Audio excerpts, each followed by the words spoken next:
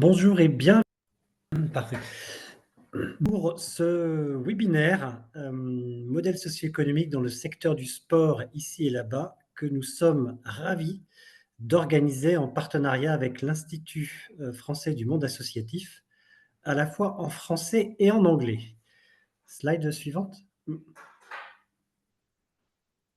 Ce webinaire s'inscrit dans un contexte large à 3 niveaux. Premier niveau, c'est celui, global des objectifs de développement durable, les ODD, les SDGs, puisque, il incarne finalement le fait que face à la complexité des transformations actuelles, toutes les organisations, quelles qu'elles soient, entreprises, associations, fondations, acteurs publics, s'interrogent et se questionnent sur finalement leur pérennité et leur propre évolution.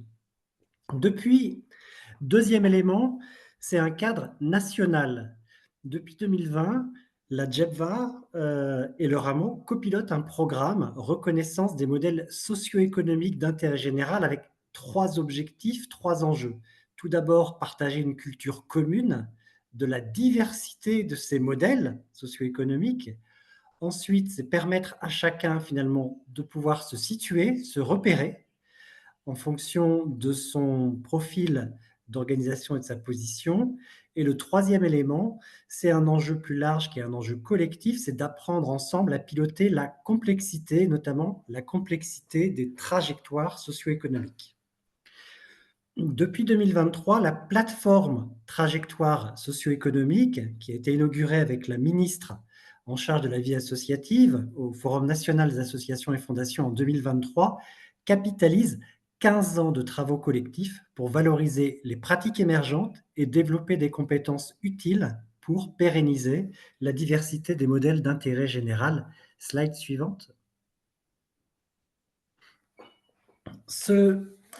Quand on parle de capitalisation et de programme, ces webinaires ont lieu chaque troisième jeudi du mois. Et en termes de capitalisation, elle existe sur 2 axes. Tout d'abord sur la plateforme Trajectoire socio-économique, qui vous permet d'accéder aux replays et aux synthèses de l'ensemble des webinaires diffusés depuis octobre 2020, et également via la base Impact Alliance, dans laquelle vous pouvez accéder directement aux témoignages qui vous intéressent en particulier.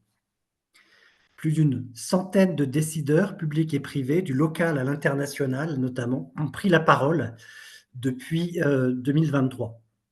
Slide suivante. Et aujourd'hui, ce qui nous anime, donc c'est cette année, pardon, le cycle s'appelle Impact et trajectoire socio-économique. Il articule chaque mois, soit il met en exergue une dimension qui concerne les acteurs d'intérêt général, soit il met en exergue une dimension qui concerne les territoires et les écosystèmes territoriaux. Donc aujourd'hui, on est ravis avec l'Institut français du monde associatif finalement de poursuivre sur le chemin des acteurs d'intérêt général ces questions de comment on peut arriver à mettre en œuvre des trajectoires socio-économiques qui correspondent au mieux, au plus près des besoins de sa structure avec le modèle du sport. Et donc, chaque mois, vous avez un double regard, soit les organisations d'intérêt général, soit celui des projets de territoire qui mobilisent l'ensemble des profils d'acteurs présents localement. Slide suivante. Au menu aujourd'hui, vous allez entendre 3 temps. Tout d'abord, la thématique du jour, donc les modèles socio-économiques dans le domaine du sport par l'IFMA, autour de témoignages inspirants du projet européen de recherche CIMASC, puis la mise en perspective de la recherche empirique du Rameau sur le thème transition, apprendre à articuler théorie et pratique, et enfin un partage d'actualité du mois de juin, pour lequel la transition écologique était au cœur de nos sujets. Slide suivante. Sans plus attendre, j'invite Florian Covelli, directeur général de l'Institut français du monde associatif, à nous présenter ces témoignages qui s'annoncent passionnants. Merci Yann et merci au Rameau pour d'avoir invité l'Institut à animer et modérer cet échange autour des modèles socio-économiques dans le secteur sportif. Peut-être auparavant présenter en quelques mots l'Institut, l'Institut français du monde associatif, dont la mission est de renforcer la connaissance du monde associatif et sur le monde associatif. C'est un rôle de lien entre les besoins de connaissances exprimés par les associations et par leurs partenaires d'un côté, et puis de l'autre côté, le monde de la recherche. C'est aussi un rôle de recherche et développement qui aboutit à des applications concrètes pour les acteurs associatifs, pour les collectivités locales ou encore pour les fondations. On en aura une illustration sur ces applications concrètes dans un instant. Je suis très heureux d'animer cette table ronde justement parce que je pense qu'elle va faire du lien entre deux chercheurs et un acteur que je vais vous présenter dans un instant, entre les travaux que l'Institut a conduits ou financés sur les modèles socio-économiques associatifs et un projet de recherche d'ampleur sur cette thématique dans le monde sportif, et puis faire le lien aussi entre des associations et des chercheurs français et des chercheurs et des associations européens et d'Amérique latine. Alors, pour aborder le thème de notre webinaire, j'ai la chance d'accueillir trois experts intervenants. Yann Carin, tu es maître de conférence au sein de l'UFR 3S, pardon, de l'Université de Lille, où tu es responsable du master Erasmus Mundus Goals. Tu es chercheur en sciences de gestion au laboratoire UREPS équipe Sherpa et tu as aussi des engagements dans le monde des clubs sportifs puisque tu es membre de la commission de contrôle des clubs à la Fédération française de foot et membre de l'Observatoire national du sport. Ton expérience t'a amené à t'engager à l'international et en articulation avec des acteurs d'autres pays et c'est comme ça que tu es devenu le coordinateur du projet Erasmus Plus Sport CEMASC. CEMASC, c'est pour dire Socio-Economic Models of Amateur Sport Clubs, que tu nous présenteras dans quelques instants. Guillaume Delcourt, tu es depuis 30 ans expert de l'accompagnement des modèles socio-économiques des associations sportives et depuis 25 ans, tu es investi dans la filière olympique, au niveau local dans l'accompagnement des associations, des ligues et des comités en lien avec les politiques publiques, au niveau national au CNOSF avec des missions plus spécifiques sur l'insertion par le sport, l'accompagnement des fédérations sur leur stratégie en matière d'équipement sportif et de besoins en lieu de pratique. Et puis, André Calapez, tu es doctorant à l'Université de Lisbonne et tu es aussi consultant auprès de clubs de football associatifs. Alors, peut-être juste à l'attention de vous qui assistez à ce webinaire, on aura un temps de questions-réponses qu'on prendra à la fin de notre échange qui va durer un peu moins d'une heure. Donc, n'hésitez pas à utiliser cliquer sur l'icône Q&R, questions et réponses en bas avec le point d'interrogation pour nous poser vos questions au fur et à mesure et on les prendra à la fin. Alors, Yann, on va commencer avec toi. Peut-être pour commencer par nous dire ce qu'est ce projet CEMASC, comment il est né, pourquoi un projet international et puis peut-être aussi pourquoi l'Amérique du Sud. Bonjour à tous, merci de nous donner l'occasion de pouvoir présenter ce projet qui est cofinancé par l'Union européenne, comme vous pouvez le voir ici, donc autour du modèle socio-économique des associations sportives.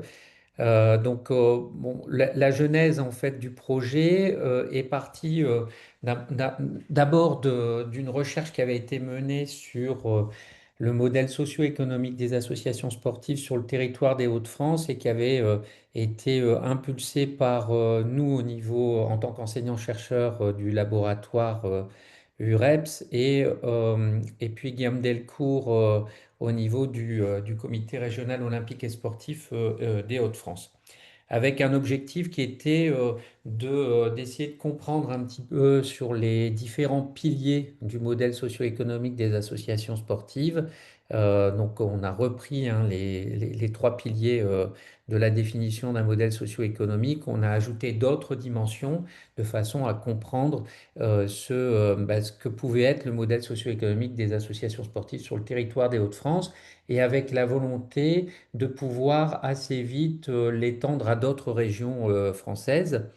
Et donc, comme le précisait Florian Covelli, j'ai la chance de pouvoir coordonner un diplôme de master Erasmus Mundus hein, avec quatre autres universités européennes, dont l'Université de Lisbonne dans laquelle est inscrite André Calapese, de pouvoir, de se dire que s'il y avait une réflexion qui était menée autour des associations sportives en France, on pouvait peut-être l'étendre en Europe. Et dans le cadre d'une mobilité qui avait été financée sur l'Amérique du Sud par la région des Hauts-de-France, j'ai pu discuter avec d'autres partenaires, aussi bien dans le mouvement sportif que universitaire, pour essayer de comprendre ce que pouvait être leur modèle socio-économique aussi en Amérique du Sud, avec une dimension qui était celle-ci.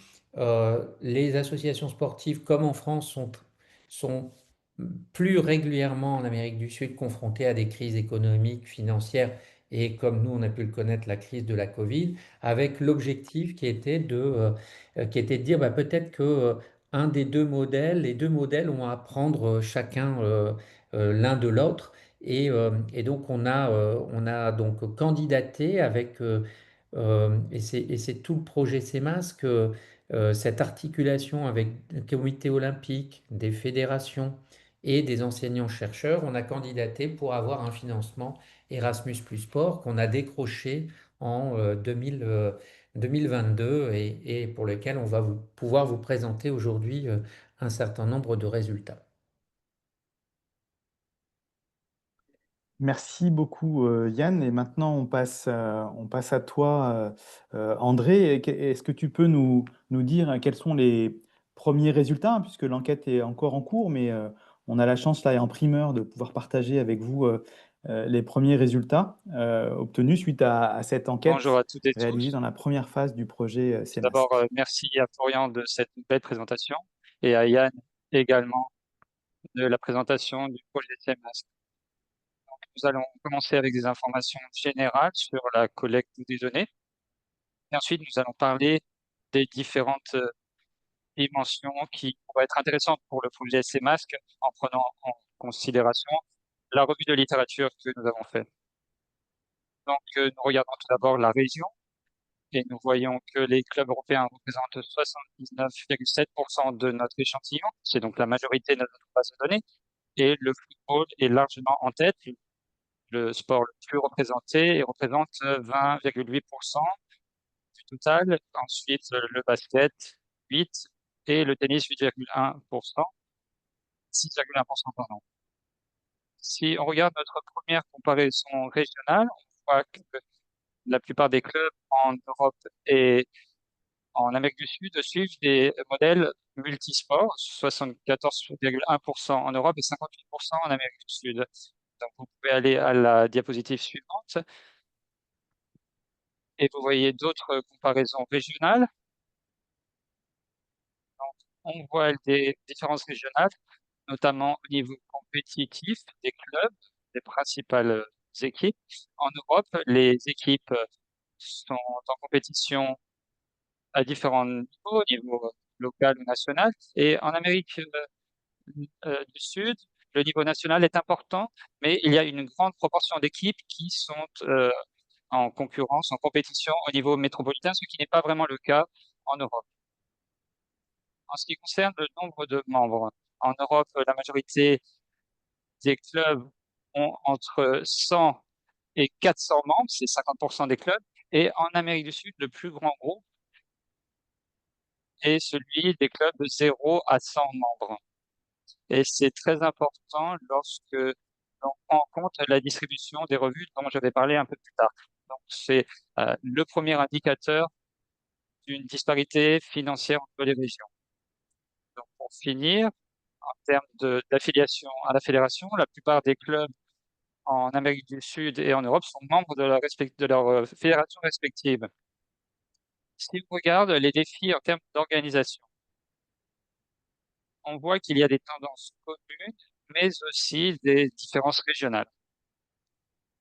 Aussi bien en Europe qu'en Amérique du Sud, les clubs déclarent avoir des problèmes pour recruter et pour retenir des bénévoles. Il y a également le problème pour la participation au sport de compétition.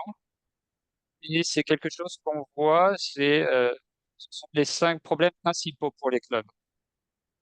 Il y a d'autres défis qui sont différents par contre.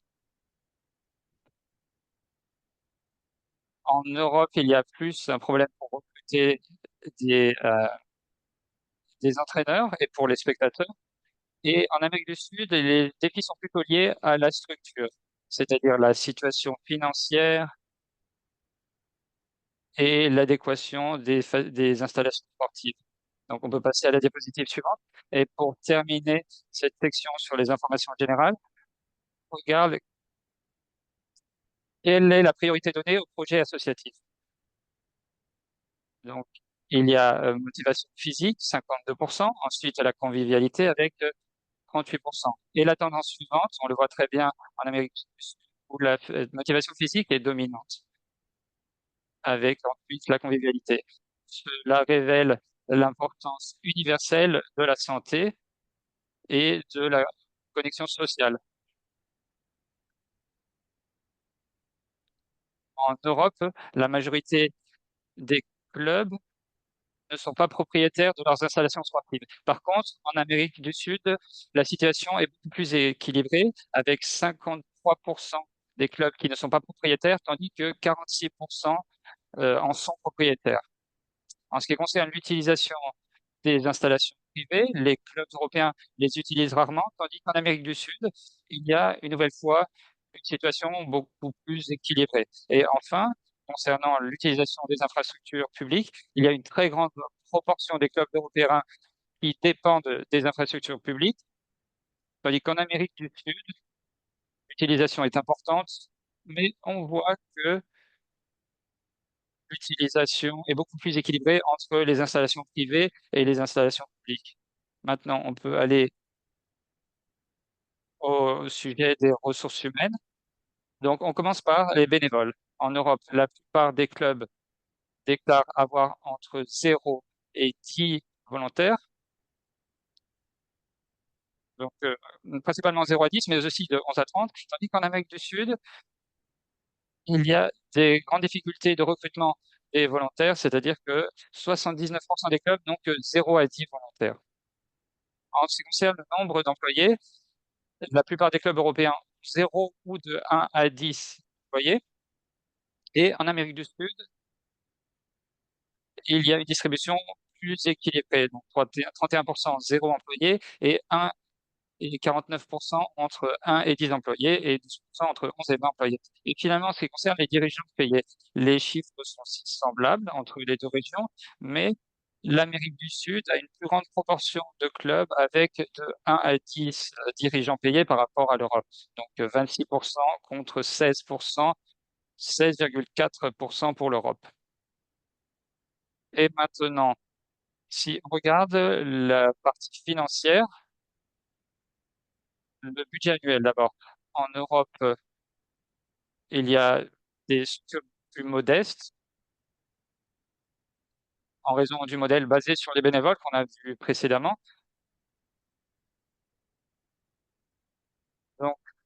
Donc, plus de la moitié des clubs opèrent avec des budgets entre 0 et 50 000 euros.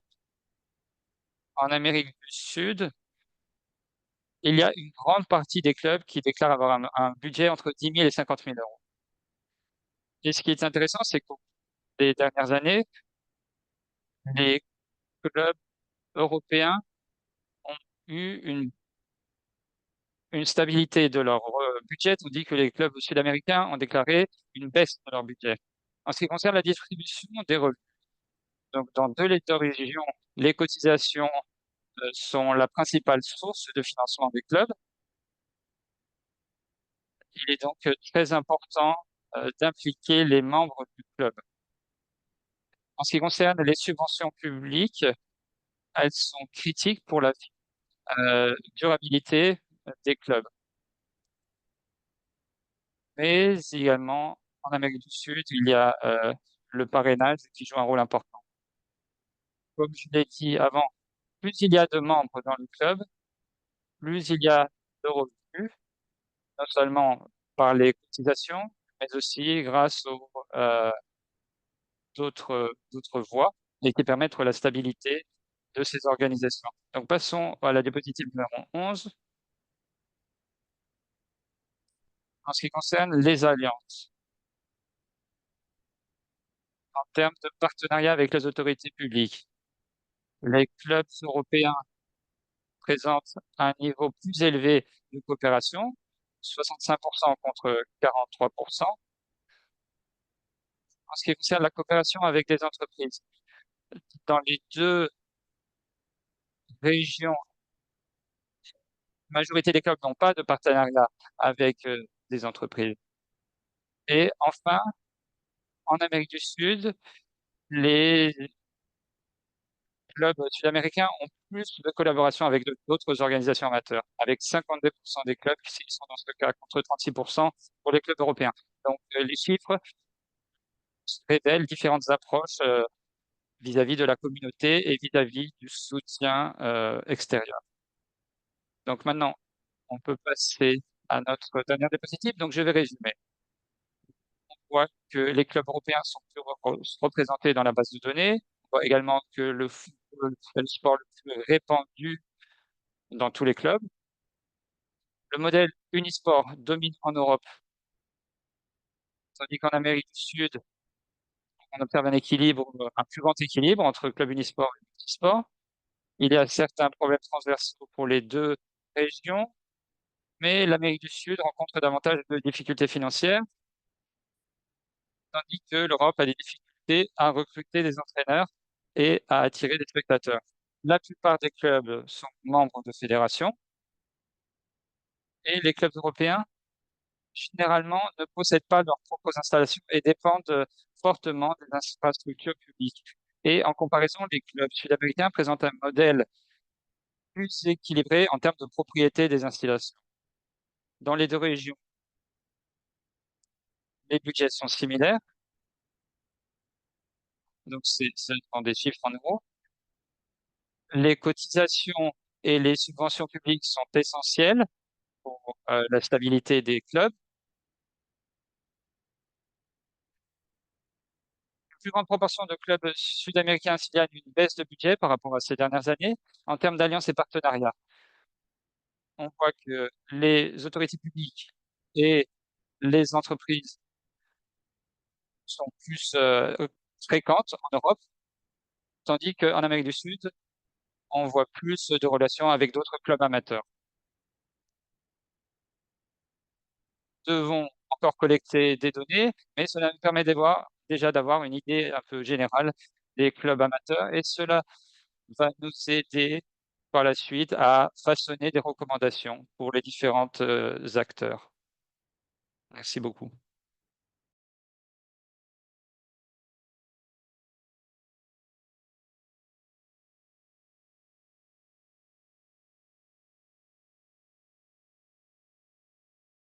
On va maintenant continuer avec toi, Guillaume, mais juste avant ça, et on vous l'a rappelé dans le chat, n'hésitez pas à poser vos questions au fur et à mesure à travers l'onglet Q&R, de façon à ce que on puisse les traiter dans notre moment de questions-réponses à la fin de nos échanges.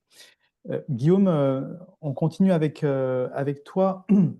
Est-ce que tu peux nous dire pourquoi cette question des modèles socio-économiques anime tant le mouvement sportif aujourd'hui? Puis, puisqu'on l'a vu, il y a une question de coopération, et notamment sur les relations avec les partenaires publics. Comment est-ce que toi, tu as vu se transformer, alors peut-être en particulier en France, les attentes, les rapports des politiques sportives, notamment territoriales, concernant les associations, et avec quels effets sur les organisations ou sur les stratégies des associations et des fédérations? Oui, effectivement, ça a été rappelé en introduction. Cette question des modèles socio-économiques, elle n'est pas nouvelle. Ça fait plus de 30 ans qu'elle est traitée dans le secteur du sport, notamment en lien avec les collectivités publiques, parce que les communes sont quand même celles qui accompagnent le plus souvent les clubs locaux. À ce moment-là de l'intervention, il faut que je rappelle qu'en France, on a une organisation qui est quand même très structurée avec un niveau local où les clubs sont déployés, déploient leur offre de pratiques sportives et ensuite ils sont fédérés par des têtes de réseau qu'on retrouve au niveau départemental, puis régional, jusqu'à la tête de réseau nationale représentée par la fédération de la discipline concernée. Et oui, effectivement, depuis 30 ans, on a eu des politiques publiques d'aide à l'associatif qui se sont, au fil du temps, un peu déplacées pour davantage aider l'aide à l'emploi, avec des mesures différentes qui se sont succédées. D'une manière générale, on peut dire quand même que la tendance était un peu au désengagement des finances publiques, qu'on connaît toujours aujourd'hui dans le sport, avec l'actualité que vous avez dû lire dans les journaux. Mais cette tendance sur l'aide aux emplois s'est matérialisée notamment dans la fin des années 1990, début des années 2000, avec un gros programme qui s'appelait les nouveaux services, nouveaux emplois, ou les emplois jeunes, où là, on a eu, au bénéfice du secteur associatif sportif, notamment fédéré, une grosse aide de la part des pouvoirs publics pour embaucher des gens qui venaient aider au projet, le projet associatif. Euh, Évidemment, ça s'est traduit au fil du temps par l'embauche de personnes qualifiées, ce qui a un coût, évidemment, et qui a engagé les associations dans l'obligation d'aller rechercher des ressources supplémentaires pour pérenniser ces emplois. Alors, à la fin des premières aides, effectivement, le- le- les gouvernements successifs ont engagé les politiques publiques vers des pérennisations de ces emplois en accompagnant bien sûr les associations dans une ouverture de leurs projets économiques. Et euh, dans ce cadre-là, on a eu recours de plus en plus fréquemment à des consultants des sociétés privées qui sont venus avec des leviers pour améliorer cette richesse économique. Alors, il y en a plusieurs, on va les citer là pour qu'on les ait bien en tête. Alors, d'abord, le classique, vous allez augmenter vos tarifs de licence et de cotisation, ce qui pose évidemment beaucoup de questions dans l'associatif, qui est d'intérêt général la plupart du temps, même quasiment tout le temps. Et donc, ça posait des questions évidemment sur les territoires, ces augmentations de tarifs, quand on a des politiques un peu sociales. Deuxième levier, ça a été la diversification des publics. Et on a vu apparaître des offres pour les babies, les 5-6 ans, sur les plus vieux. Donc, on a eu un élargissement quand même considérable de l'offre de pratique euh, et des publics, bien entendu. Offre de pratique qui s'est aussi modifiée sous l'impulsion d'innovations techniques, sociales, qui ont amené de nouveaux sports, qui ont été plus ou moins intégrés dans le giron fédéral. Euh, ces sociétés nous ont emmenés aussi sur la question de la prestation de services, ce qui pose énormément de questions, évidemment, quand on est à but non lucratif et qui repose des questions fiscales, bien entendu. Donc, il y a des questions qui ont complexifié un petit peu le pilotage de ces associations. Depuis quelque temps, avec la transition numérique, on voit apparaître de plus en plus d'outils numériques qui permettent d'ouvrir sur de nouvelles façons d'obtenir des ressources ou de prendre des adhérents. Donc, on a eu des solutions numériques pour la prise de licence, la prise de cotisation, ou d'utiliser les porte-monnaies numériques avec des systèmes de cashback euh, qui permet, comme vous le trouvez dans les banques aujourd'hui, d'avoir la possibilité de récupérer de l'argent et de faire un don à son association préférée. Ça s'est multiplié. Le CNOSF a produit lui-même son application avec Ma Petite Sponso, qui s'est développée depuis quelques années. Et puis, on a recours de plus en plus à la mutualisation de l'emploi, ce qui a donné lieu à la création de groupements d'employeurs, évidemment pour essayer d'échapper aux contraintes administratives, à la gestion de l'emploi qui est un peu lourde pour les petites associations. Alors, je rappelle aussi que dans le mouvement fédéral, 66% des associations ont moins de 100 licenciés. Et pratiquement 90% des associations fédérées ont moins de 500 licenciés. Donc, on est sur des associations de taille moyenne en comparaison à ce qu'on peut trouver notamment en Allemagne, où là, on va avoir des associations de plus de 1000, 2000 licenciés avec des moyens très différents. Donc, vous voyez que ces premiers accompagnements de société nous ont emmenés sur des questions essentiellement économiques. Et on a oublié, euh, plus ou moins volontairement, la question sociale qui se déploie aujourd'hui avec une autre forme d'accompagnement qui s'est expérimentée très récemment, depuis quelques années, dans la région Hauts-de-France, sur la base d'une méthode employée par la Fédération des centres sociaux. Donc vous voyez qu'on est allé chercher dans l'intersectoriel une nouvelle méthode pour travailler sur ces modèles socio-économiques cette fois-ci. Et les leviers sont là, en premier lieu, questionner le projet associatif. Qu'est-ce qu'on veut faire? Avec qui on veut le faire? Sur quel territoire on veut le faire? Et donc, il y a cette notion de connexion au territoire qui est extrêmement importante.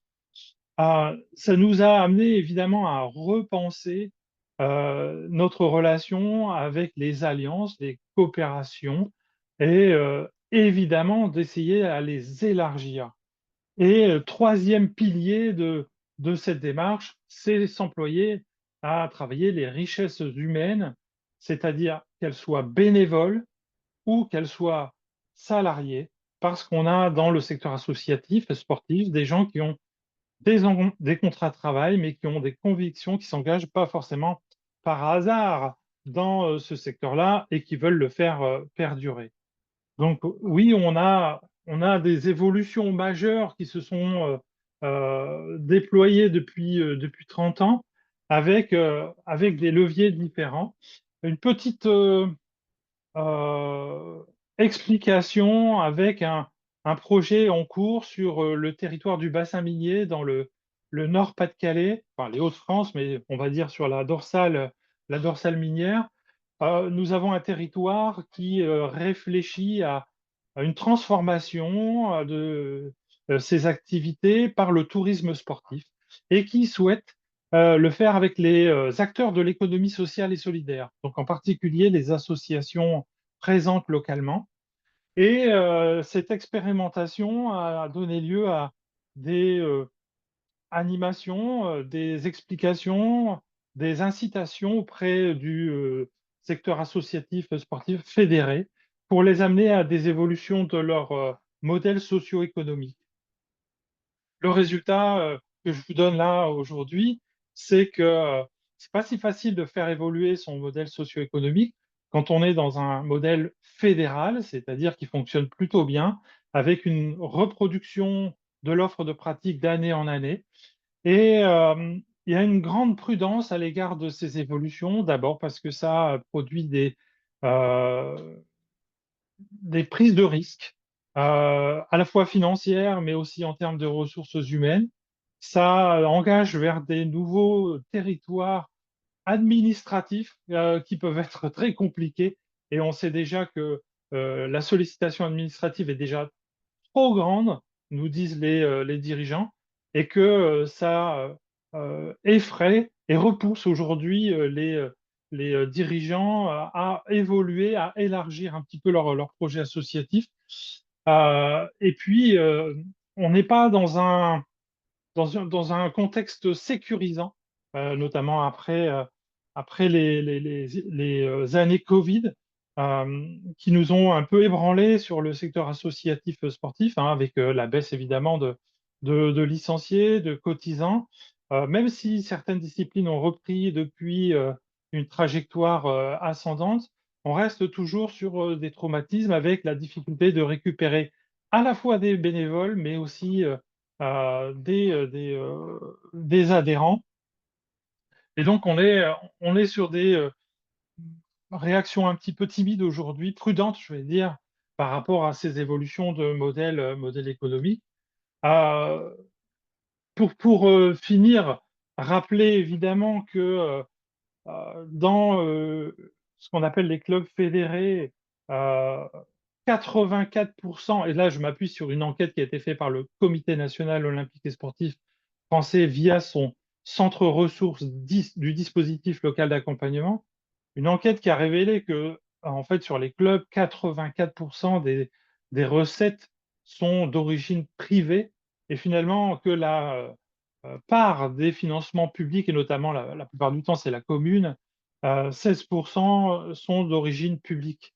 Donc on voit le modèle que nous avons dans ce fonctionnement associatif fédéré et, et que on veut préserver ça malgré des difficultés que l'on rencontre aujourd'hui avec évidemment quelques partenaires privés qui commencent à s'échapper, qui eux aussi sont soumis à la crise économique que nous traversons aujourd'hui. Merci beaucoup, Guillaume. Et donc, ça rejoint, tes propos rejoignent les premières conclusions du projet CMASC. Qu'est-ce que, on va rester avec toi peut-être plutôt sur la dimension de projection et de perspective. Et à partir notamment des travaux de CMASC, qu'est-ce que le mouvement sportif peut attendre des apports de cette recherche et d'un projet comme CMASC?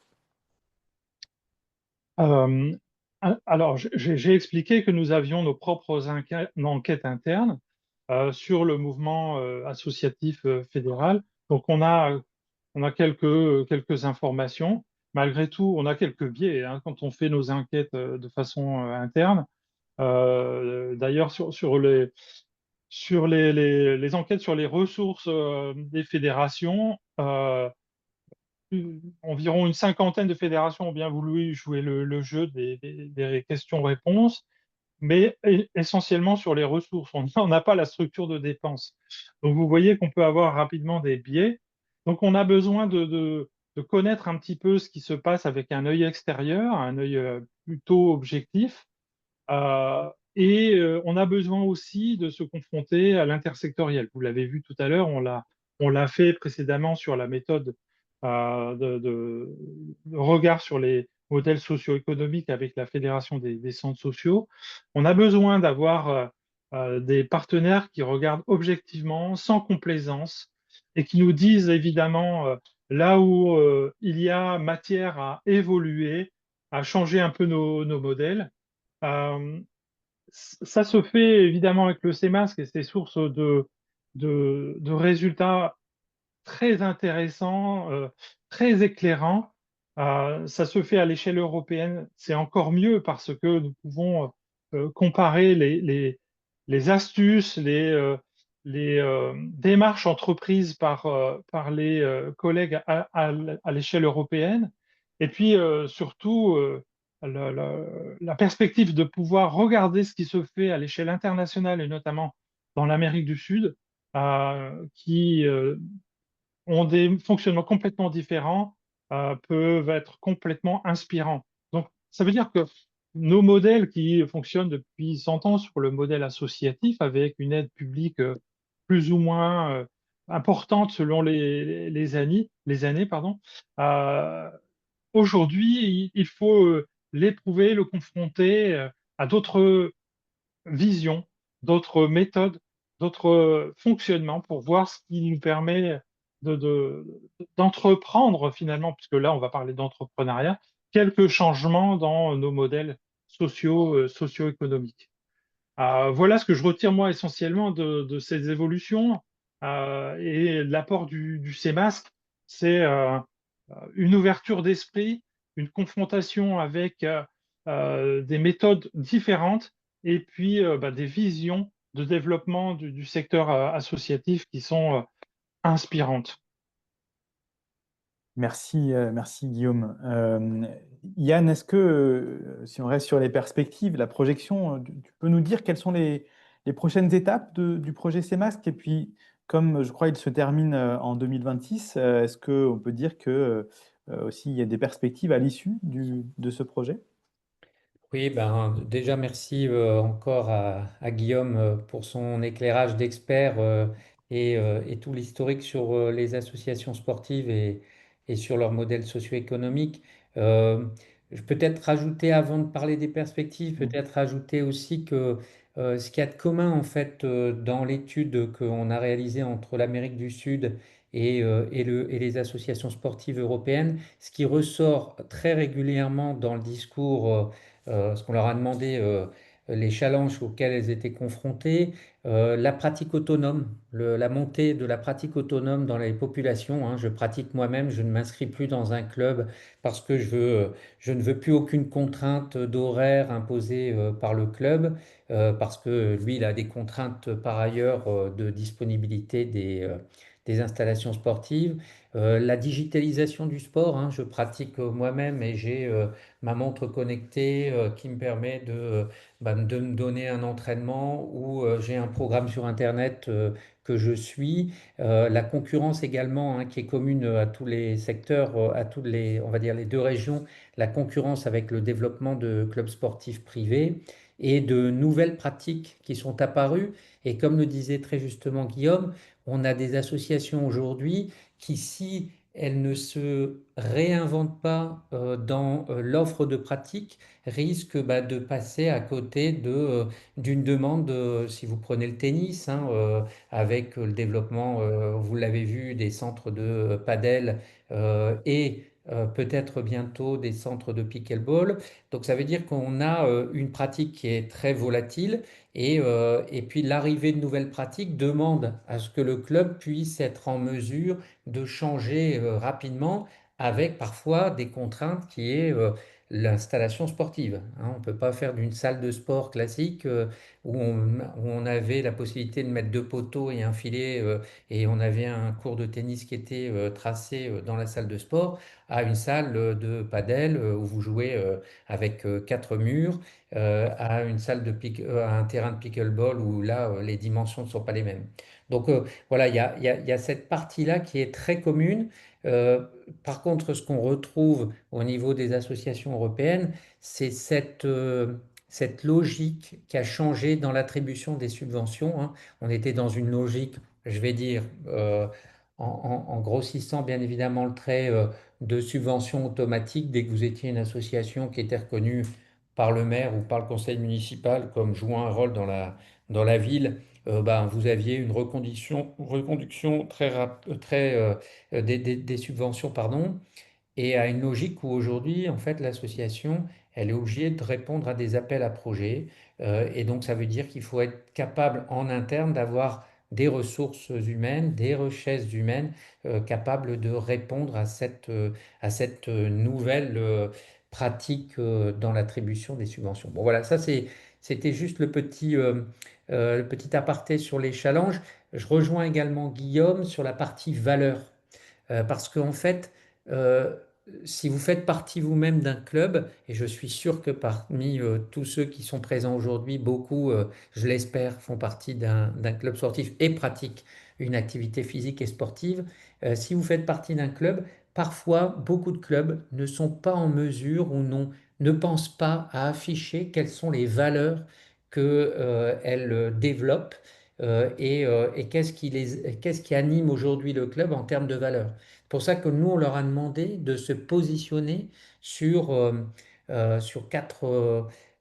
quatre projets associatifs, hein, la convivialité, la motivation physique, la performance, le contact avec la nature et la santé et le bien-être. Et on voit en fait que progressivement, on peut avoir un basculement vers plus de convivialité et moins de, euh, de recherche de je vais dans un club pour aller compétition, il faut que je fasse de la performance. Il y a des clubs qui se spécialisent là-dessus et qui communiquent sur cette recherche de performance sportive. Mais de plus en plus, on a des clubs qui vont attirer un nombre important de licenciés qui est séduit, si je peux dire ça, par le discours de on vient chercher de la convivialité, on vient chercher de la santé et du bien-être parce que on a aussi des personnes qui aujourd'hui n'ont pas cette recherche-là de performance sportive. Alors, sur les perspectives maintenant, euh, au niveau des perspectives, nous, bien évidemment, on veut continuer à avoir un échantillon qui soit encore plus représentatif, notamment, hein, si vous avez vu, il y a une bascule il y a un déséquilibre actuellement entre Europe et Amérique du Sud. Donc, on pousse nos partenaires sud-américains à continuer à collecter avec un élément qu'il faut avoir en tête, c'est que le nombre de clubs sportifs amateurs est moins important dans certains pays que ce que, à population égale, que ce que nous, on peut connaître en France, hein. C'est le cas, par exemple, de l'Argentine, 12 000 clubs. En France, on a à peu près 110 000 clubs, associations sportives. Donc voilà, il y a des déséquilibres assez importants, ce qui fait qu'on risque d'avoir un déséquilibre au niveau de l'échantillon. Ça, c'est continuer la collecte et dans le même temps, c'est la discussion que nous aurons la semaine prochaine à Lisbonne avec les partenaires et c'est le développement d'une plateforme d'outils pédagogiques qui vont être mis à disposition de tous les clubs qui auront été remplir le questionnaire sur la plateforme, qui auront pu comparer sur cette plateforme leur modèle socio-économique au modèle socio-économique des autres associations sportives du même territoire et donc du même pays et de la même discipline. Et une fois qu'ils auront fait ce travail-là, ils pourront avoir accès à une plateforme d'outils pédagogiques. Alors, je le dis tout de suite, on ne va pas réinventer ce qui a déjà été fait et très bien fait par d'autres. On va mettre la possibilité d'avoir accès à ces liens-là sur la plateforme et on va peut-être développer des outils peut-être plus spécifiques sur des thématiques répondant suite à à la présentation des résultats. Merci beaucoup, Yann. Et puis, j'avais aussi une question d'ouverture pour André, puisque CMAST, c'est un projet, on voit bien, avec des informations qui vont être extrêmement utiles à outiller les stratégies, les organisations des clubs, des fédérations, voire inspirer aussi les politiques publiques.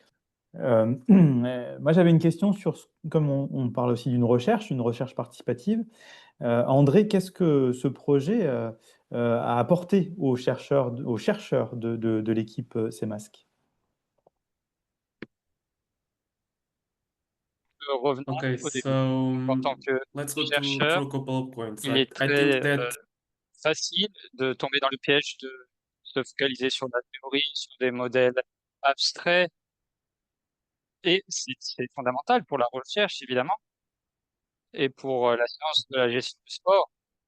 Mais le risque est de perdre le lien avec la réalité, avec les pratiques des clubs qui sont sur le terrain. Donc, comme Yann l'a dit, dans peu de termes, la réalité est volatile et elle évolue très rapidement. Et le Covid a été très révélateur. Il y a eu un impact du jour au lendemain sur les organisations sportives. Donc, les défis des organisations sportives amateurs, je ne dis pas que c'est les mêmes qu'il y a 5 et 10 ans. Et donc, c'est pour ça qu'il est très important d'être très connecté aux problèmes réels. Et donc, des projets comme celui de CMAST nous rappellent vraiment cela. Donc, dans ce projet, nous avons été en mesure de capturer de manière très large un tableau comparatif des réalités nationales entre l'Europe et l'Amérique du Sud. Et ce qui est émergé clairement, selon moi, c'est que les clubs amateurs font face à des défis socio-économiques très sévères. Ils ne sont notamment pas prêts à répondre à ces défis. Nous le savions déjà et cela a été confirmé. Il y a un manque de leadership stratégique. Les clubs n'ont pas les ressources, n'ont pas la capacité interne ou la vision pour prendre en œuvre les prochaines étapes. Et ils ont des problèmes de gouvernance, financement. Chaque cas aura ses spécificités, évidemment, mais il y a des enseignements généraux que nous pouvons collecter du tableau général. Et donc, ces masques nous donnent vraiment des problèmes réels que les chercheurs peuvent suivre, peuvent essayer de comprendre, essayer de résoudre. Et de cette manière, ils peuvent essayer de créer des capacités pour les clubs qui participent dans le projet pour que ces clubs puissent se développer, puissent s'améliorer grâce à notre projet de recherche. Donc, c'est dans cette mesure que je pense que le projet CMASC peut être utile. Merci beaucoup.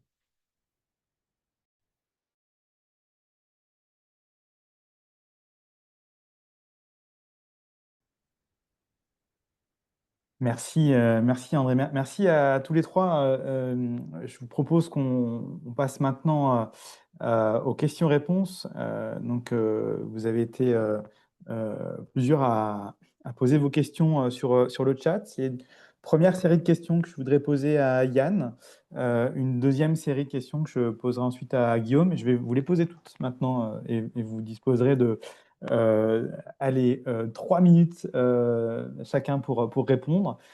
Challenge. La première question pour Yann, il y a une forte corrélation, y a-t-il une forte corrélation entre taille du club, budget et le fait d'être propriétaire?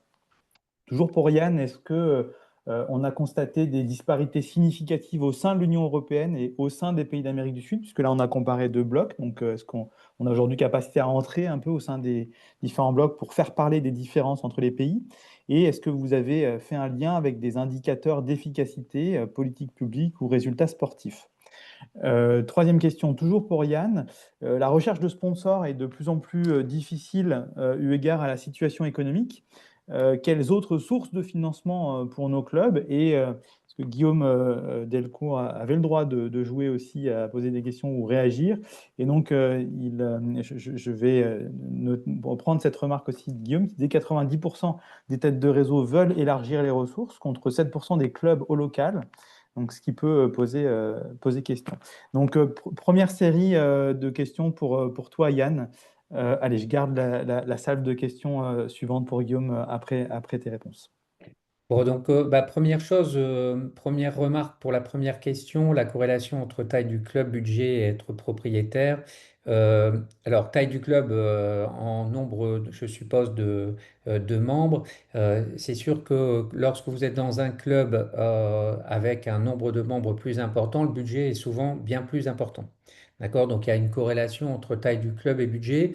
Alors, être propriétaire, et c'est ça qui fait une différence significative, selon moi, vous avez dû le voir dans les slides, entre les clubs sud-américains et les clubs européens. On a en fait beaucoup plus de clubs sud-américains qui sont propriétaires de leur installation sportive, ce qui est très rare en France, hein. Si vous allez dans un club, le club utilise les installations sportives publiques, hein, qui sont mises à disposition par la collectivité. Donc, oui, dans ces clubs-là, en Amérique du Sud, le fait d'être propriétaire fait que votre budget est beaucoup plus important, parce que vous allez devoir aller chercher des ressources parmi les membres. Et là, je peux vous assurer que les premières constatations que j'ai faites sur le montant de la cotisation payée par les membres est beaucoup plus importante que ce que nous, on accepterait de payer en France pour aller pratiquer une activité physique dans un club. Donc ça, c'est la première chose. C'est-à-dire qu'il y a vraiment, en Amérique du Sud, vous avez vraiment deux gros types de clubs, ce qui fait que si vous avez regardé un petit peu la répartition du nombre des membres, en Europe, on a au-delà de 1200 membres, hein, on a une proportion très petite de clubs qui est au-delà de 1200 membres, alors que cette proportion, elle est de 6% dans les clubs sud-américains, ce qui n'en fait pas la plus grande partie, mais ça reste quand même important en termes de nombre de clubs.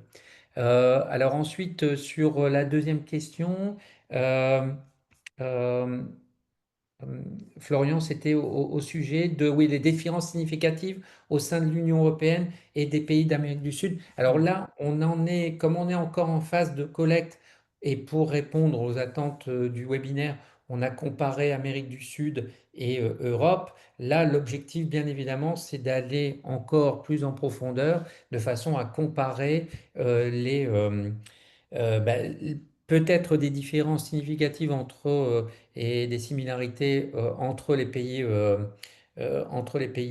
sud-américains et entre les pays européens, mais ça, on n'est pas encore rentré assez dans le détail de la base, mais c'est possible, effectivement. Et la troisième question, Florian, La c'est... troisième question, c'était sur la recherche de sponsors qui est de plus en plus difficile égard à la situation économique et quelles autres sources de financement pour les clubs, et avec la remarque de Guillaume sur les 90% de têtes Mhm. de réseau qui veulent Oui. élargir contre 7% des clubs. Alors en fait, je vais le dire comme je le pense, le sponsoring, le mécénat en dehors de certains clubs, c'est quand même pas le commun du club français, hein. Le club français, il est basé sur un modèle qui est celui qui date déjà depuis quelques années maintenant. C'est l'adhérent, quoi, hein, la personne qui a pris une licence, qui paye le montant de sa licence, et puis après on va chercher de la subvention, voire on se base que sur le licencié. Et donc la recherche de sponsors et de mécénat, elle est quand même pas très fréquente dans beaucoup de clubs, parce que comme le disait très justement Guillaume, on a quand même beaucoup de clubs qui ont un nombre très petit de membres. Donc on se base sur le membre pour financer l'association et on va aller chercher de la subvention parce qu'on va aller montrer à la collectivité que on joue un rôle dans l'éducation et au niveau social et sociétal. Donc ça veut dire que on n'est pas trop dans la recherche de sponsors et je l'ai vu, on le voit au niveau de l'Amérique du Sud, hein, si vous regardez la distribution des revenus, le sponsoring, le mécénat, c'est pas quelque chose qui est développé également. Donc qu'est-ce qu'on va aller chercher? Bon, on va aller chercher d'autres revenus à travers des événements sociaux, hein, la fameuse kermesse, la fameuse buvette, la fameuse le loto du club. Donc on est sur des recettes de ce type-là, hein, ce qu'on appelle les événements sociaux du club. Et puis on va aller essayer d'aller chercher d'autres ressources auprès, là encore, d'acteurs en vendant par exemple des prestations. Et on commence à voir des clubs européens qui proposent des prestations, bon, ils restent encore minoritaires, mais à des entreprises, à des acteurs, par exemple les maisons sport santé, où le club vient, ou pour les centres aérés, va proposer une offre de service. Et donc là, comme le disait très justement Guillaume, il y a une bascule qui est en train de se faire vers, ben, je passe de j'ai une mission sociale et sociétale à j'ai aujourd'hui une offre de service et donc je me comporte un petit peu comme un prestataire de service privé. Merci beaucoup. Alors, on va prendre vraiment encore 2 minutes pour une dernière série de questions donc, qui sont plutôt adressées, Guillaume. La première, euh, les services civiques ne jouent-ils pas un nouveau rôle dans l'organisation des associations avec moins de contraintes, plus de flexibilité qu'un salarié? Première question.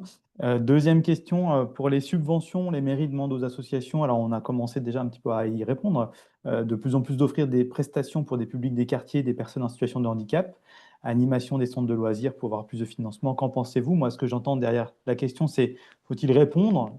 Et comme en témoigne d'ailleurs dans le chat l'association Cap Atouage 80, on a commencé à utiliser ce levier de diversité de programmes pour mieux répondre aux besoins des pratiquants, augmenter nos ressources. On a 300 licenciés seniors uniquement. Et du coup, on met en place une démarche d'utilité sociale et ça vient structurer notre évolution socio-économique. Mais ce que j'entends en question, c'est est-ce que finalement, est-ce qu'il faut répondre ou est-ce qu'il ne faut pas aussi hésiter? Parce que peut-être que c'est trop demandé aux associations, voire que c'est dénaturer leur projet. Et puis une toute dernière question, certains clubs font appel à des audits externes pour améliorer leur gouvernance et leur budget. Qu'est-ce que vous en pensez? Et le tout en 3 minutes, top chrono, puisqu'on a déjà atteint notre horaire limite. Parfait. Je vais faire le challenge en 3 minutes. Alors, pour le service civique, le rôle qu'ils doivent avoir, ça peut effectivement être un apport important dans une association, mais toujours garder à l'esprit que ce sont des jeunes gens qui doivent être encadrés, qui doivent avoir une mission qui est déjà rédigée, écrite et qui est animée par des tuteurs ou des dirigeants qui suivent au quotidien. Parce que sinon, on peut vite dérouté et finalement ce pourquoi on avait recruté un service civique ne fonctionne pas et la personne qui est venue apporter son aide ne s'y retrouve pas non plus. Donc ça veut dire que le cadrage est important, mais c'est vrai que c'est une ressource non négligeable pour les associations parce que ça se déroule sur plusieurs mois. Sur la deuxième question, sur les demandes des collectivités, j'ai envie de revenir au principe associatif. Donc, c'est une association à but non lucratif, de droit privé. Et donc, on s'engage librement et volontairement ensemble pour établir un projet associatif qu'on va déployer sur un territoire. Ça veut dire qu'on l'a décidé tout seul. À un moment donné, il est possible que nos intérêts convergent avec ceux de la collectivité sur laquelle on déploie notre offre. Donc, c'est très intéressant de se rapprocher. Pour autant, ça ne veut pas dire qu'on doit à tout coup répondre à la demande de la collectivité si ça ne convient pas et que ça risque de déformer ou de déstabiliser le projet associatif. Il faut bien réfléchir. On est dans cette forme d'appel à projet, bien entendu, pas obligé de répondre, mais on voit bien que c'est aujourd'hui la tendance qui est prise par les collectivités euh, au détriment de la subvention. Alors, dans le secteur associatif, on demande au contraire la subvention pour se sécurisé et on demande des subventions pluriannuelles pour avoir une vision à plus long terme et structurer et développer quelque chose qui sera pérenne. Donc pas obligé, mais surtout attention, on a ce principe associatif. Et troisième question sur les audits externes. Oui, alors il existe le dispositif local d'accompagnement dont j'ai rapidement parlé tout à l'heure, qui permet à des sociétés de venir intervenir. Donc c'est gratuit pour les associations qui en bénéficient. Le principe, c'est quand même de jouer le jeu de la remise en question de son projet ou en tout cas de sa manière de faire. Donc c'est plutôt bien, je trouve, mais sous condition. Lesquels? D'abord, il faut que le conseil d'administration soit complètement d'accord sur son projet associatif et qu'il est capable de le connaître, de l'écrire. Est-ce qu'il est écrit déjà? Et puis de le soumettre au regard extérieur qui sera de toute façon sans complaisance. Deuxième chose, il faut bien déterminer le cahier des charges qu'on va donner au consultant qui va venir faire sa production. Euh, et bien déterminer aussi les problématiques auxquelles on souhaite avoir une réponse ou au moins un éclairage. Donc ça demande forcément un travail en amont de la part du conseil d'administration. Ça veut dire qu'il faut qu'on ait un conseil d'administration de compétences. Troisième point, il faut jouer le jeu de la remise en question. Il ne faut pas cacher les choses, sinon ça ne sert à rien. Euh, cette remise en question, elle se fait à la fois sur le projet financier, le projet budgétaire, mais aussi sur le côté management. On fonctionne entre des dirigeants bénévoles et des professionnels avec des contrats de travail qui sont qualifiés, pour lesquels on va, quand on est dirigeant, chercher une compétence dont on ne dispose pas. Et donc là, on a un modèle qui est compliqué à faire fonctionner. Donc, il faut vraiment jouer le jeu de la remise en question, même si ça picote parfois. C'est source de détermination des pistes d'évolution. Et dernièrement, euh, une fois qu'on a les retours des consultants, il ne faut pas forcément appliquer docilement les préconisations. Il faut encore une fois avoir un débat avec le conseil d'administration sur le projet associatif. Est-ce qu'il faut effectivement faire ces modifications préconisées? Dans quelles conditions? Sur quel calendrier? Parce que tout n'est pas réalisable à un instant T. Ça veut dire qu'on peut aussi projeter dans le temps des évolutions pour qu'elles soient à la fois faciles, plus faciles, parce que c'est jamais facile, à mettre en place et à digérer par les adhérents et par ceux qui vont la faire vivre. Voilà les préconisations. J'ai fait 2 minutes 30, je pense. Merci, merci Guillaume, merci André et merci Yann pour vos interventions. Merci à tous pour vos questions et vos réponses. Et tout de suite, je passe la parole à Charles Benoît. Merci beaucoup, Florian. Good afternoon, everybody. I'm very pleased to be with you today.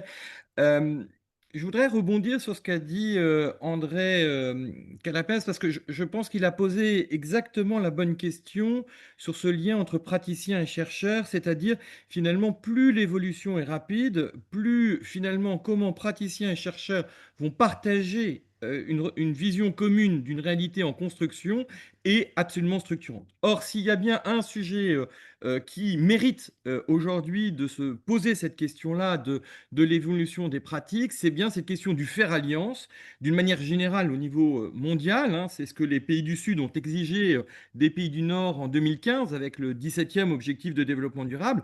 Comment allons-nous inventer ensemble ce qu'aucun d'entre nous ne peut faire? Mais peut-être encore plus en France, où cette question de l'alliance n'est pas nécessairement au cœur de notre culture, et même quand nous la pratiquons, au cœur de ce que nous en conscientisons.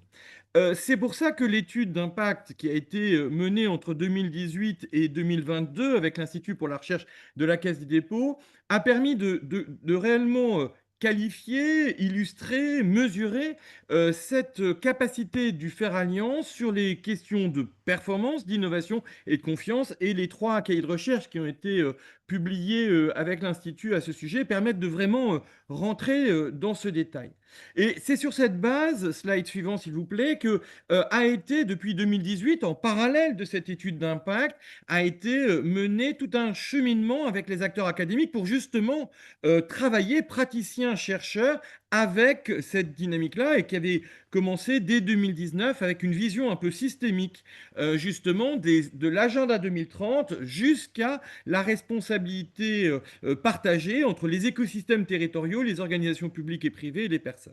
Et ce qui est vraiment intéressant, c'est qu'on a écouté, modélisé, éclairé, co-élaboré, valorisé cette capacité d'écouter, hein. Je rappelle cette étude d'impact, 21 études statistiques représentatives à l'univers, 1000 exemples inspirants, 350 écosystèmes étudiés, 7 débats nationaux, 50 débats territoriaux. Et quelque part de ça a amené en 2023 et 2024 à se questionner comment on peut articuler finalement cette logique tout domaine, tout acteur, tout territoire, et plus particulièrement l'année dernière à se poser la question de cette articulation entre le local jusqu'à l'international, de l'international jusqu'au local.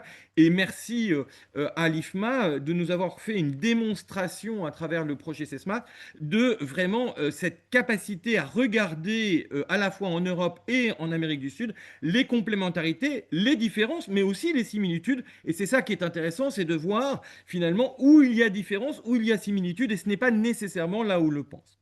L'année dernière, slide suivant s'il vous plaît, nous avons largement réfléchi avec les 120 chercheurs avec lesquels nous travaillons dans le cadre du partenariat avec l'Institut pour la recherche de la Caisse des dépôts à finalement quelle est la place des acteurs académiques dans cette transition que nous vivons tous. Et justement, encore une fois, pour faire référence à la remarquable intervention d'André Calabès, comment est-ce que quand on ne sait pas encore finalement le modèle vers lequel on va, on peut le co-construire entre acteurs académiques et praticiens. Et l'année dernière, après un séminaire de recherche que nous avons mené, 4e séminaire de recherche en mars dernier, en octobre dernier a été partagé lors d'un colloque à l'Association des villes universitaires de France, dont le thème était justement territoire et recherche, le fruit des travaux et notamment d'un programme qui avait été mené entre 2018 et 2024, chef de projet innovation territoriale. Comment les territoires, et notamment les petits et moyens territoires, font-ils concrètement pour associer la capacité des associations, des entreprises, des collectivités, des établissements scolaires à travailler ensemble et à trouver des solutions ensemble sur le sujet. Et l'année dernière avait été conjointement publié le même jour, d'une part lors d'un cours au Master Tag de l'ETCHUA à Saumur et d'autre part lors de ce colloque à Poitiers, à la fois une plateforme numérique coopère efficacement et ce cahier de recherche. Quelle trajectoire socio-économique, quelle trajectoire territoriale, pardon, dans cette question où justement l'équilibre économique est déterminante et sans doute déterminé sur un point qui est rarement évoqué, mais qui est pourtant déterminant dans un modèle socio-économique, c'est l'effet de taille. Et ce qui est intéressant dans ce cahier de recherche, et je vous invite à le re-regarder, c'est que l'effet de taille se trouve à la fois au niveau des organisations, mais aussi du territoire. Autrement dit, une grande organisation sur un petit territoire ou une petite organisation dans un grand territoire, ça n'est pas la même réalité. Or, très souvent, on regarde les effets de taille sur les organisations, on regarde les effets de taille sur les territoires, mais pas nécessairement dans cette corrélation entre la taille de l'organisation et la taille des territoires. Pour la question des modèles socio-économiques, c'est un élément complètement déterminant. Ce qui fait, slide suivant s'il vous plaît, qu'en 2025, nous avons approfondi le rôle que la recherche pouvait avoir. Donc, dans le cahier de recherche avait été évoqué le rôle de la recherche pour passer la connaissance empirique au savoir transmissible, mais aussi celui de l'enseignement pour apprendre à piloter la complexité, c'est-à-dire à faire vivre aux étudiants et j'allais presque dire aux enseignants eux-mêmes, cette capacité de learning by doing, c'est-à-dire finalement d'apprendre en même temps que le savoir se construit. Et puis, le troisième élément qui était très intéressant dans ce cahier, c'était aussi de mettre en valeur la responsabilité sociétale des établissements, et notamment des établissements scolaires, mais peut-être aussi de l'enseignement supérieur et de la recherche, parce que quelque part, faire vivre aux étudiants la capacité d'être en lien avec son territoire, c'était aussi répondre à l'étude qui avait été menée en 2023 auprès des jeunes de 18 à 24 ans et de 25 à 30 ans qui réclamaient quelque part de construire avec leur territoire, en proximité, des réponses extrêmement concrètes face aux défis de transition auxquels nous sommes confrontés. Et donc finalement, ce qui est très intéressant dans l'acteur académique, c'est que sa propre transformation de responsabilité sociétale se lie à son rôle, bien évidemment, principal d'enseigner, mais aussi celui de construire un savoir qui est de plus en plus en co-construction avec les praticiens. Alors pour illustrer ça, slide suivant s'il vous plaît, on avait mis en exergue un certain nombre de pratiques et notamment dans la co-construction, 3 niveaux de co-construction, ce qu'on a appelé les démarches impliquées, les démarches embarquées, les démarches passerelles. Grosso modo, les démarches impliquées, c'est comment finalement les acteurs praticiens sont impliqués dans les travaux qui sont menés, que ce soit de recherche, d'enseignement ou de responsabilité sociétale des établissements ancrés et incarnés. Celles qui sont embarquées, c'est un peu l'inverse. C'est comment les praticiens embarquent avec eux, finalement, pour construire avec eux immédiatement dans leur pratique, finalement, la partie recherche et quelque part, le rôle est inversé. Et puis, la démarche passerelle, finalement, vous voyez dans la recherche, l'exemple inspirant qui avait été mis en avant, c'était bien évidemment l'Institut français du monde associatif, c'est comment est-ce que ces passerelles font le lien entre 2 réalités en cours de construction, ce qui est extrêmement intéressant.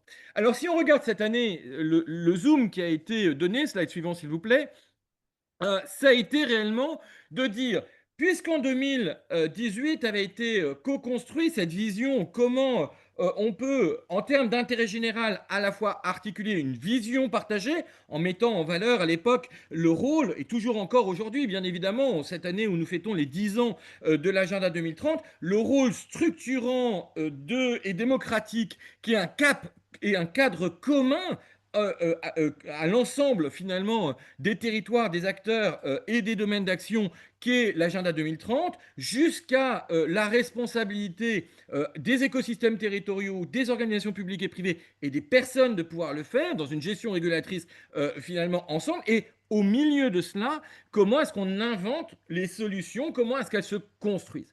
Et cette année, en 2025, ce qui est très intéressant, c'est que c'est cette notion de projet de territoire où justement vont converger ensemble les politiques publiques, la capacité d'engagement des hommes et des femmes à travers d'initiatives citoyennes et ou des associations et les acteurs économiques dans leur grande diversité. Comment tout cela, cette convergence fait territoire, à la fois au niveau du vision partagée, la démarche prospective intérêt général 2050 traite de cette question-là, et notamment d'une question cette année qui est la prospective de l'entreprise en 2050. Le deuxième élément, c'est comment est-ce que finalement vivent les territoires cette réalité-là. Le programme 2024-2026, Réussir ensemble la territorialisation des transitions, l'observe et accompagne 80 territoires dans le cadre du fonds ODD 17. Et puis, comment est-ce qu'on capitalise, on garde la mémoire de ce sujet, voire on normalise le sujet, puisque en 2021 avait été déposée une proposition de loi sur un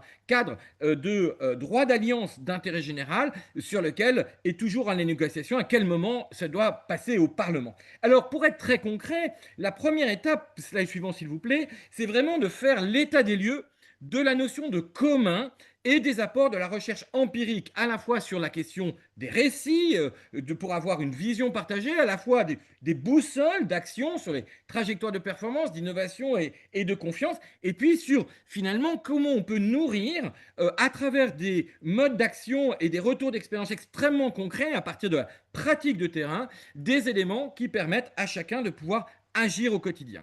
Et je reviens un instant sur la vision partagée. Il est bien évident qu'il est important de faire un récit avec les institutions, de la même façon qu'il est important de faire un récit avec les organisations, et je pense notamment les organisations publiques et privées pionnières, mais aussi avec ce cheminement des acteurs académiques, d'où je reviendrai, mais le 5e séminaire de recherche qui sera organisé le 25 septembre prochain avec l'Institut pour la recherche de la Caisse des dépôts. Et cette logique-là de pouvoir à la fois nourrir la vision, les capacités d'action en donnant des repères à chacun, des boussoles de positionnement à chacun et en permettant de partager les pratiques finalement qui ont été largement éprouvées. Je rappelle que notre recommandation, donc, dès qu'il s'agit de recherche empirique, c'est qu'il y ait au minimum 7 ans de pratique. Pourquoi? Parce que sinon on est un peu dans l'air du vent, hein. Il faut qu'il y ait une pratique qui soit ancrée, incarnée, solide. Sinon le risque, c'est un peu comme les médicaments, hein. C'est un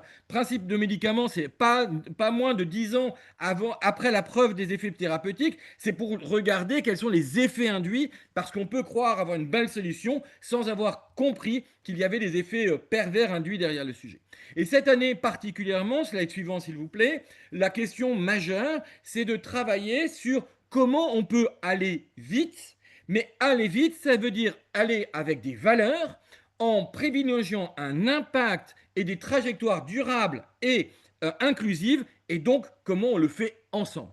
Et après tout le travail qui a été un peu de qualification de cette dynamique et cette émergence des mouvements de co-construction qui a été modélisé depuis 2023 suite à 14 ans de travaux de recherche empirique, eh bien la question aujourd'hui, c'est comment on accélère en étant capable d'articuler la façon d'agir, c'est-à-dire de penser avec un A le monde d'aujourd'hui, les fragilités d'aujourd'hui, mais aussi d'explorer, c'est-à-dire de penser avec un E cette fois-ci, le monde de demain. Et pour pouvoir le faire, à travers les acteurs académiques, à travers les acteurs économiques, 4 types d'acteurs économiques, 4 types d'écosystèmes sont particulièrement étudiés cette année. Les acteurs publics, nationaux, territoriaux, les acteurs paritaires, le paritarisme de gestion, on parlait des centres sociaux tout à l'heure, jouent un rôle extrêmement important parce que on sait bien que les centres sociaux sont financés par la CNAF, qui est un organisme paritaire, hein, qui n'est ni public ni privé, qui est un entre-deux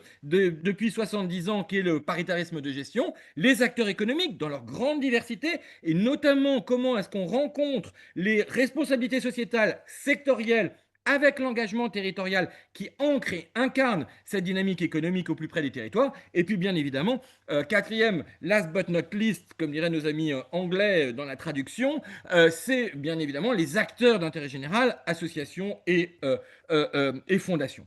Alors, peut-être 4 chantiers qui ont été engagés cette année et qu'on voudrait partager. Slide suivant s'il vous plaît.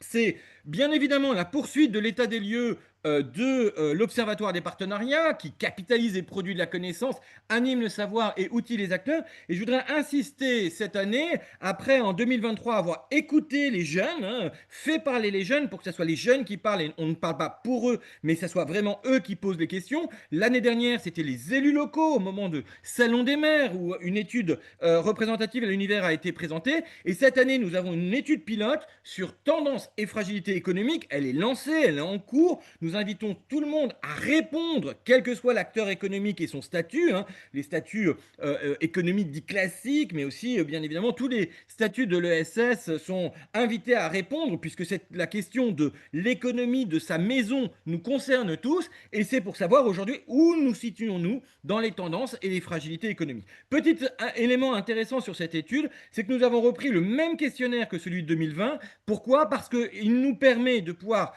constater par rapport à 2020, où nous l'avions fait en juin 2020, donc vous imaginez, juste à la sortie de la crise de Covid, finalement, qu'est-ce qui est comparable dans les fragilités constatées et dans les capacités à relever ensemble des solutions.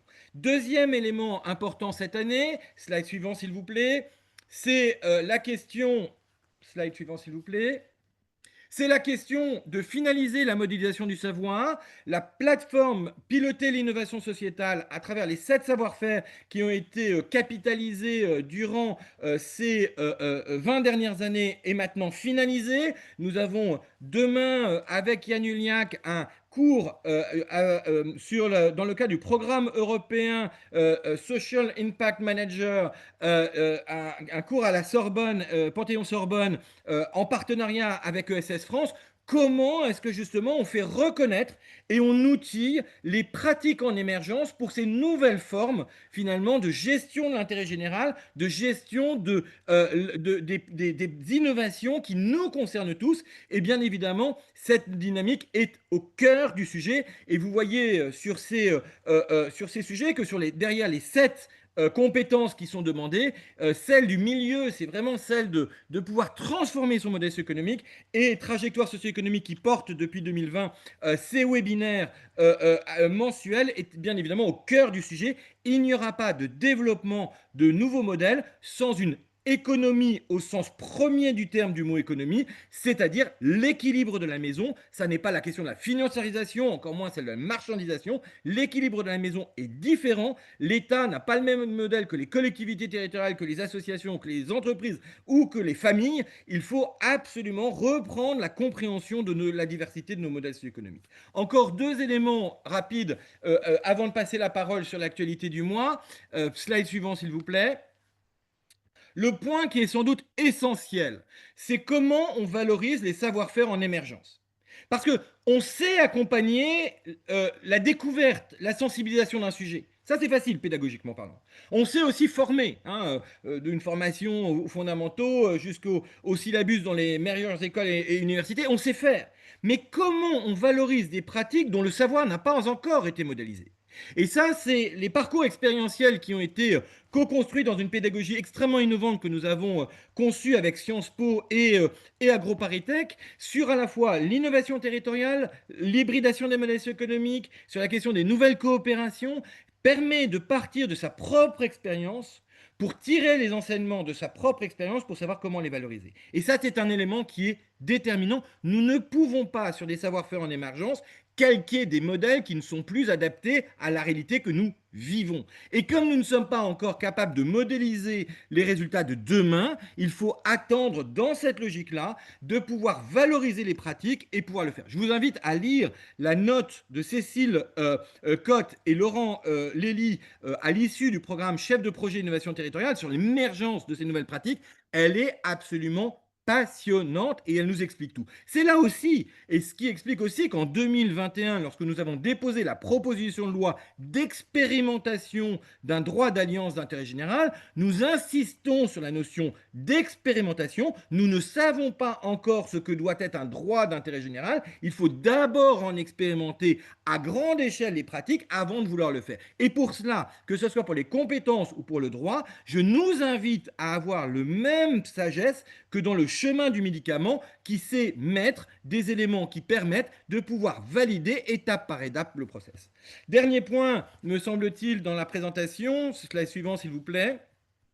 Avant-dernier point, c'est bien évidemment accélérer les transitions territoriales. Je vais très vite là-dessus parce que je vous invite à venir avoir les résultats de l'écoute des 81 territoires le 1er juillet prochain lors de la 11e rencontre des pionniers des alliances en territoire. Vous verrez, et je ne veux pas déflorer ce que je présenterai en avant-première le 1er, mais vous verrez que quelque part, il est très intéressant lorsqu'on écoute les acteurs de pouvoir partir de ce premier kilomètre des besoins, des ressources ressources et des envies d'engagement pour pouvoir déterminer quelles sont les solutions adaptées et de sortir de la logique de pousser comme on peut le dernier kilomètre des solutions. Non, il faut partir du premier kilomètre des besoins, de la capacité des territoires à inventer des solutions et les articuler après, bien évidemment, avec le dernier kilomètre des solutions. Il ne sert à rien de pousser, il faut d'abord partir de l'enracinement des projets et c'est ça qui est essentiel. Et dernier point, et je m'en arrête avant de repasser la parole à Yann Uliac pour la présentation de l'actualité de la semaine.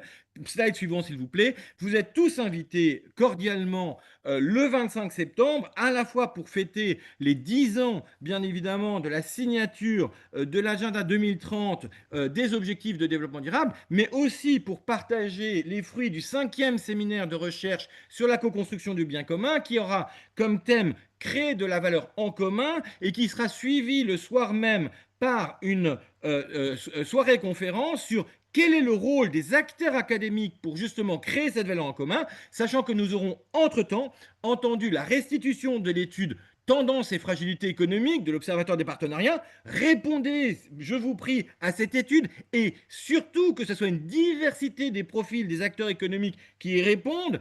Deuxième point, le lancement du référentiel Valoriser l'action en commun. Comment on évalue non pas l'acteur, un acteur, mais un ensemble d'écosystèmes. Ça, c'est un élément totalement déterminant. Et puis, nous aurons, par nos amis de la Société française de prospective et Newman & Co, une remarquable présentation de la prospective de l'entreprise de demain. Elle a déjà été présentée dans le cadre du suivi de la démarche Intérêt Général 2050. Je vous invite vraiment à venir écouter la Société française de prospective et Newman & Co présenter cette vision de l'entreprise de demain en 2050, tout à fait passionnant.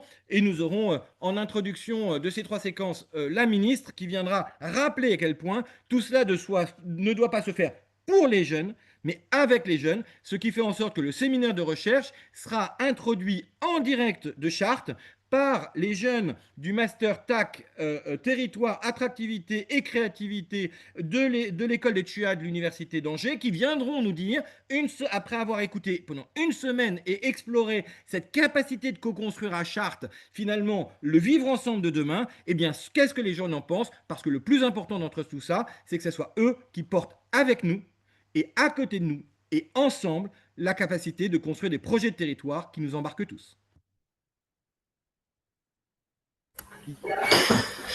Merci bien, Charles Benoît. Vous pourriez passer la slide suivante, s'il vous plaît? Et encore d'après. Parfait. Donc, ravi de vous présenter les actualités du mois qui se déclinent de la semaine des jeudis de l'ODD 17 à l'année, notamment un petit clin d'œil au prochain numéro du dossier modèle socio-économique de Juris Association qui sera publié au mois de juillet. Slide suivante, s'il vous plaît. En juin, je vous le disais en introduction, l'actualité portait sur la transition écologique, avec tout d'abord un élément très concret, c'est la fiche qui permet d'avoir une vision 360 de ces domaines, pilotée par l'Observatoire de partenariat, avec 3 parties. Tout d'abord, un éclairage au niveau des ODD, avec les fiches du comité 21, qui illustre finalement le pilotage de l'intérêt général au cœur des territoires. Un deuxième élément de témoignage concret, de retour d'expérience, qui montre le panel des solutions qui existent au plus près des territoires, notamment dans le cadre de la série de webinaires de la plateforme Trajectoire socio-économique et du podcast scénarisé avec le journaliste Patrick Longchamp, et également des données avec des ressources pour prendre de la hauteur, en profondeur, qui proviennent à la fois d'études et de données d'acteurs de référence du côté institutionnel et également du côté de la société civile. Slide suivante, je vous prie. Concrètement, au mois de juin, il y a eu la fiche défi, il y a eu également 3 étapes. Jeudi dernier, vous avez pu écouter l'interview de Raphaël Gasque, directrice générale d'une tête de réseau de référence qui a un peu plus de 50 ans maintenant, le réseau national des associations d'éducation et d'environnement, le UNCPIE. Cet après-midi, vous découvrirez dans quelques heures, dans le cadre des jeudis de l'ODD 17, une nouvelle fiche, une nouvelle monographie de l'ADASI qui a publié un guide avec des exemples sur les modèles socio-économiques d'intérêt général. Et dans une semaine, dans 8 jours exactement, vendredi 26 juin matin, avec Paul Maître, vous pourrez découvrir la base Impact Alliance pour avoir un élément de regard au service de vos propres réflexions et actions de partenariat. Et écoutez Paul Maître, qui est un expert dans le domaine de l'e-santé au sein du cabinet ISIS. Slide suivante, s'il vous plaît. Et l'outil du mois a été dévoilé la semaine dernière, le 12 juin, dans le cadre des rencontres de l'association d'élus ANPP Territoire de Projet à Morlaix en Bretagne. Il s'agit d'une boussole, Agir ensemble en territoire, qui permet finalement de mieux comprendre comment se saisir de la diversité des dynamiques et des enjeux des acteurs proches de chez soi, au service du pilotage finalement de la dynamique collective, quel que soit votre profil d'acteur. À noter que cette boussole a également été dévoilée en même temps auprès de la région Grand Est. Slide suivante, je vous prie. Et slide suivante. Et un dernier mot qui est une invitation à vos agendas. N'hésitez pas à rejoindre et à réserver la date du jeudi 18 septembre 2025 de 13h à 14h30. Ce sera le 50e webinaire de la plateforme Trajectoire socio-économique. Et le focus portera sur les dimensions des écosystèmes territoriaux, comment s'articule l'échelle du local, du national et de l'international, ce qui s'inscrit également en cohérence et dans le prolongement de la passionnante étude CEMASC qu'on a eu le plaisir de découvrir ensemble tout à l'heure. Donc voilà les éléments que je souhaitais vous partager. Un grand merci à vous pour votre écoute et ravi, Florian, et l'ensemble des intervenants, Charles Benoît, de vos témoignages respectifs parfaitement complémentaires et riches de profondeur et de la diversité des modèles, que l'on soit du local, en France, en Europe ou en Amérique latine. On voit bien que la situation, la réalité n'est pas exactement la même. Merci à toutes et tous. Bonne journée. Merci beaucoup. À très bientôt. Merci. Bonne fin de journée à tous.